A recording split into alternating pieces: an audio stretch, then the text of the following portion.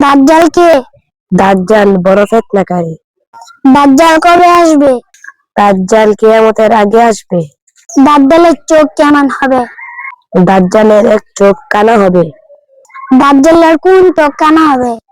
দাজ্জালের ডান চোখ কানা হবে। দাজ্জালের কপালে কি লেখা থাকবে? কাফের লেখা থাকবে। দাজ্জাল কি দাবি করবে? দাজ্জাল নিজেকে খোদা দাবি করবে। দাজ্জাল পৃথিবীতে কতদিন থাকবে? দাজ্জাল পৃথিবীতে 40 দিন থাকবে।